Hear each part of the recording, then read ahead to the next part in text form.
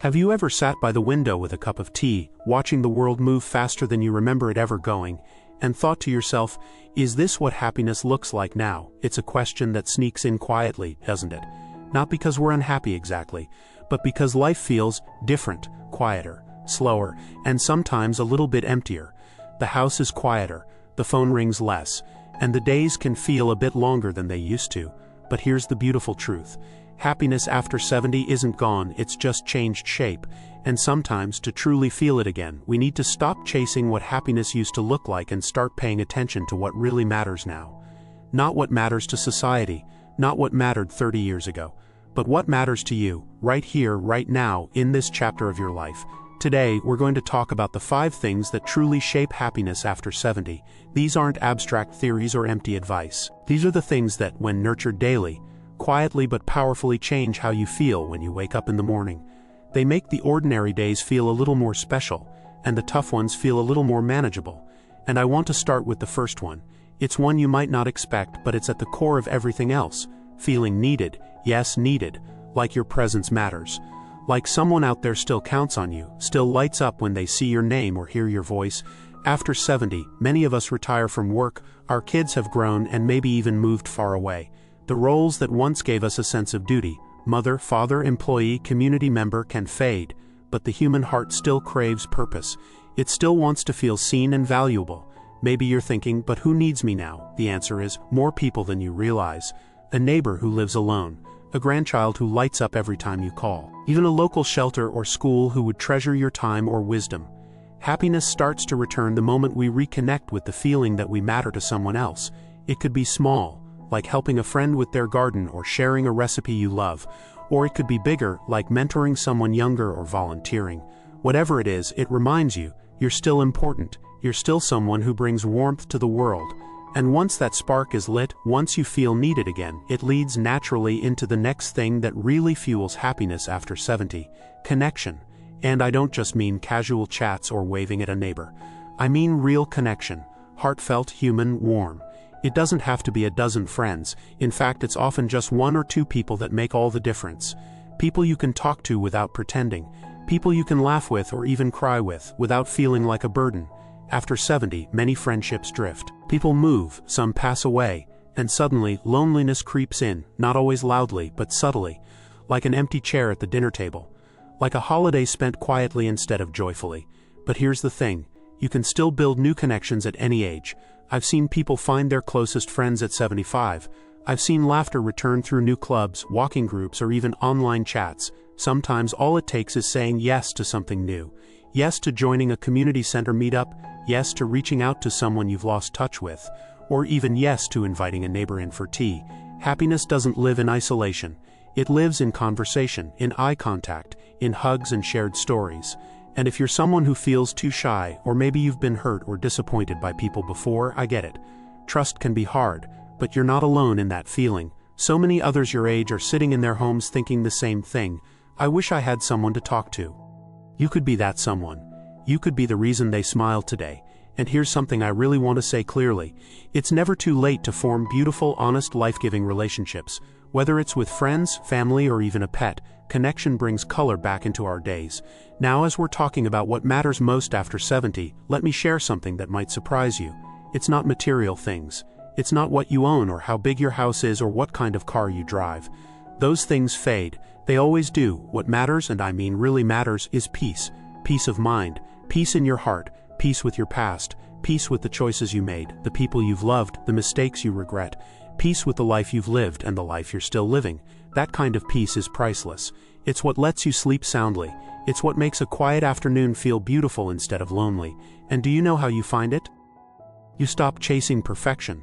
You stop holding yourself to standards that were never yours to begin with. You stop replaying what you could have done differently 20 years ago and instead ask yourself, what can I enjoy right now? Maybe it's your garden. Maybe it's the sound of birds in the morning. Maybe it's a good book or a favorite song or the smell of fresh bread. Peace is found in those little moments when we stop judging ourselves and simply allow life to be. And sometimes peace means forgiving, not just others, but yourself. For the times you didn't get it right, for the words you wish you'd said, for the risks you didn't take. You did the best you could with what you knew, and that's enough. You are enough. It also means letting go of comparison, especially in this social media world where everyone else seems to be living perfect lives. But remember, no one posts their struggles. Everyone shows the good, not the grief. So don't compare your real life to someone else's highlight reel, because your journey is yours, and it's just as valid, just as beautiful, and just as meaningful as anyone else's. So as we sit together and talk about happiness after 70, I want you to pause right now, take a deep breath, and say to yourself, I deserve peace, I deserve joy, I deserve to feel happy again, because you do, you absolutely do. And the good news is you don't have to chase it, you just have to pay attention to it. It's already around you, waiting to be noticed. When you begin to pay attention to what's already around you, something shifts. You start to see beauty in the everyday. You notice how the sunlight filters through your curtains in the morning, how the tea tastes just a little better when you're not rushing, how even the sound of birds outside can feel like a blessing, not just background noise. That shift, however small, is where happiness begins to grow. And now let's talk about something that quietly fuels this happiness, but often gets pushed aside as we age. It's movement.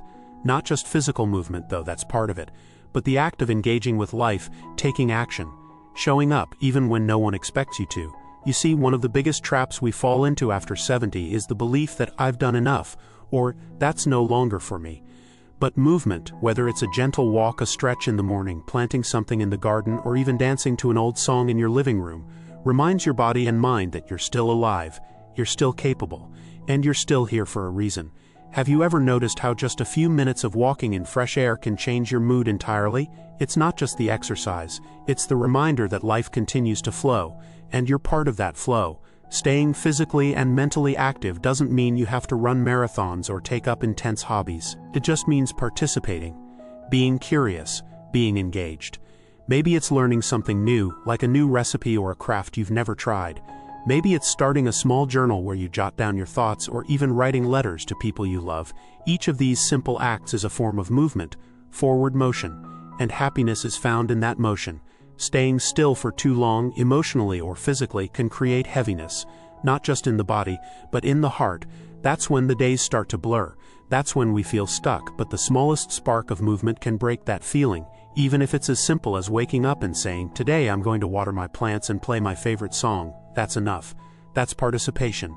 But there's one more element that brings all of these together, one that often surprises people because it's so quiet, so subtle, yet deeply powerful. And that's gratitude. Gratitude isn't just about saying thank you. It's about noticing. It's about tuning into the things we still have, rather than getting lost in what we've lost. And let's be honest, after 70, there can be a lot of loss. Friends, roles, health, sometimes even parts of our identity. But what remains? That's the question gratitude answers.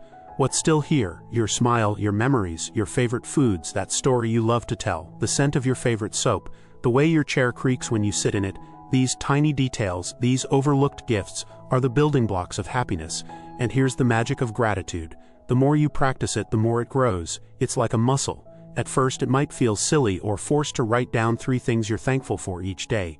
But keep going. Over time, your brain starts looking for those things without you even trying. You might notice how the sunlight hits your cup just right in the morning and something in you softens. You might look at your old hands and see not age, but experience. You might hear your favorite song and think, wow, I've lived through so much and I'm still here. Gratitude opens the door to joy, especially in the quiet seasons of life. It teaches you to see what's already beautiful instead of constantly waiting for something new to make you happy. It grounds you. It heals you. It helps you fall in love with life again, just as it is.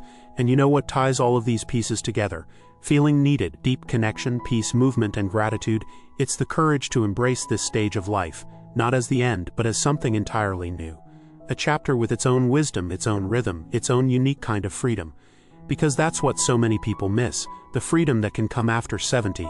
The freedom to say no without guilt, to say yes without fear, to spend your time how you want, to let go of things that no longer serve you, to wear what feels good, eat what brings you joy, and let go of impressing anyone but yourself. That kind of freedom is a luxury many don't realize they have, but you do, right now. And when you pair that freedom with the things that truly matter, meaning, connection, peace, movement, and gratitude, what you get is something far deeper than temporary happiness. You get contentment, a sense that life, even with its imperfections, is still good, still worth living, still full of surprises, maybe not the kind of surprises that come with loud parties or big achievements, but the kind that sneak up on you on a quiet afternoon when the breeze feels just right and you find yourself smiling for no reason at all. That's the real secret. Not chasing happiness, but noticing it when it arrives quietly through the side door. And it will arrive again and again if you keep the door open, if you keep showing up, if you keep moving, connecting, noticing, and allowing yourself to be exactly who you are right now. So take a moment, look around, ask yourself, what matters to me today?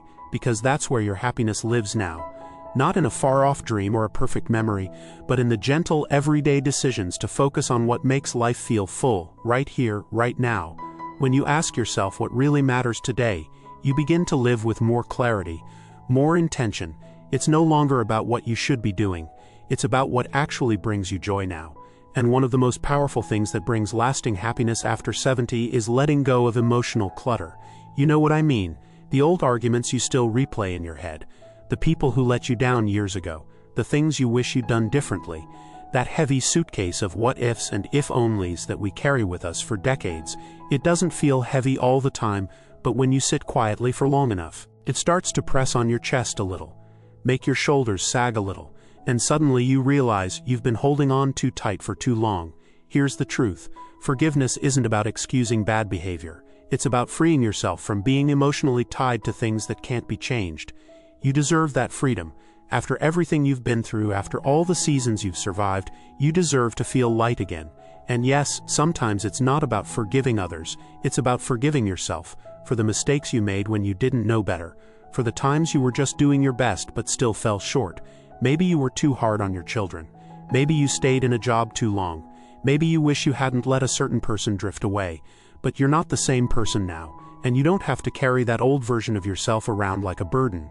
You can put it down. You can say, that was then, this is now, and I choose peace. When you do that, when you allow yourself to let go of all the emotional noise, you create space.